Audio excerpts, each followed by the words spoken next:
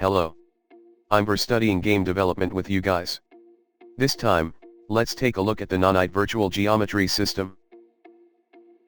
Nanite is a new virtual geometry system introduced in Unreal Engine 5 that uses a new internal mesh format and rendering technology to enable rendering of multiple objects with pixel scale detail. By using Nanite geometry, we can use film quality art made with at least millions of polygons without loss of quality, such as high poly meshes sculpted in ZBrush or Megascan models created from 3D scans. First, let's briefly explain the basic principles of the Nanite Virtual Geometry System. In Nanite, a certain number of triangles are grouped into a unit called a cluster. These clusters are grouped together again to form a parent cluster. This process is handled automatically by the Nanite system. The clusters created in this way are culled according to the point of view of the camera. Normal occlusion culling determines what not to draw on a per object basis. So even if the mesh is overlapped, if even a little is visible, the entire object is rendered, and the object that will cover the object is overlaid on it to render. However, Nanite uses the aforementioned clusters to render only the clusters visible to the camera, and Nanite culls and does not render the overlapped areas. That's why the performance advantage is even greater, because only the clusters visible to the camera need to be drawn, as opposed to occlusion culling, which requires drawing the entire object even if it is obscured. However, it is important to note that when cluster culling in Nanite, if the distances between the surfaces overlap too closely, the cost of overdraw judgment increases and performance may decrease. Let's get back to the original cluster story. If you group clusters in this way to form a tree structure, Nanite automatically selects which clusters to show depending on the distance from the camera, and does not store detail steps that do not need to be drawn in memory. In short, LOD is handled automatically. In general LOD, in order to degrade the quality of the object according to the distance, you had to create a model with lower quality. However, in the Nanite system, there is no need to manually create low-quality meshes for optimization and manually set LODs based on distance. The LODs are handled automatically and there is little loss of quality when LODs are switched. And since we use high-quality meshes almost as is, we don't need to use normal map textures to represent the details. By eliminating manual work for optimization, such as manually baking normal maps and working to apply LODs, you can focus on the artwork that actually goes into the game. The basic principle of Nanite virtualization geometry explained very simply is as follows. Of course, there are many more, but to cover the entire contents of Nanite would be a huge video, so I will end the explanation of the basic principles here. And I will briefly explain the limitations of Nanite.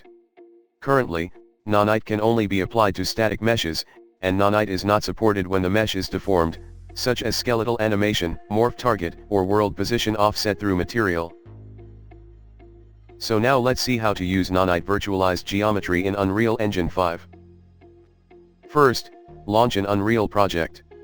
After the project is opened, right-click in the content browser and click the Add Quixel Content button to open the bridge window, download some 3D models and import them into the project. I will download and import them one by one for each quality.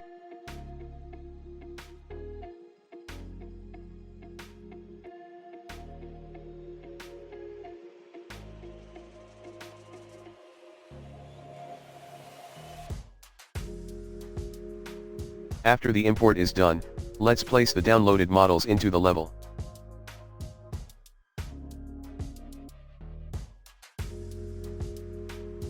And if you change the view mode to wireframe, you can see that it is expressed with a different number of polygons depending on the quality. Among them, Nanite Mesh has a large number of polygons with different dimensions. Now let's use the Nanite Visualization feature to see if the Nanite is being applied to the imported mesh. If you set the view mode to Nanite Visualization, Overview, frequently used Nanite Visualization screens are displayed together with the rendered screen. Among them, if you change to Nanite Visualization, Mask, you can see the current Nanite object and non-Nanite object separately. The object displayed in green is the object to which Nanite is applied. Then change the view mode to Nanite Visualization, Triangle to see how the triangles of the Nanite mesh are being displayed. In particular, when the distance from the object changes in the triangle state, the shape of the triangle changes and you can see that the LOD is automatically applied. If you change the view mode with Nanite Visualization, cluster, you can see that it is similar to the triangle view mode, but merged into a larger chunk. As mentioned earlier, a certain number of triangles are grouped into one cluster and processed. In addition, clusters are also grouped into larger clusters and processed in a tree form, and the level of clusters to be seen according to the distance is automatically processed. Next is the Nanite Visualization, Overdraw View Mode. Let's revert the view mode to its original state for a moment, then duplicate the object and overlap it. And if you change the view mode to Overdraw, you can see that there is almost no overdraw for only one object, but the overlapping objects are displayed in bright colors as overdraw occurs. As mentioned earlier, having too many overdraws that overlap close to the surface in this way can result in performance degradation. If there is too much overlap and it looks very bright, it needs to be improved for performance. This time, we will see how to enable the Nanite setting on a static mesh that does not have Nanite enabled. Double-click the non-Nanite quality mesh to open the editor. Once the editor is open, check the Enable Nanite Support property in the Details panel and apply the changes. And if you save the asset and look at the Nanite visualization, you can see that the Nanite has been applied well. For reference, there was a question in the Unreal developer story about whether static meshes made of low poly should be converted to Nanite. The answer was that it's not important to make everything Nanite, it's optional to use or not, but it's recommended to change it whenever possible.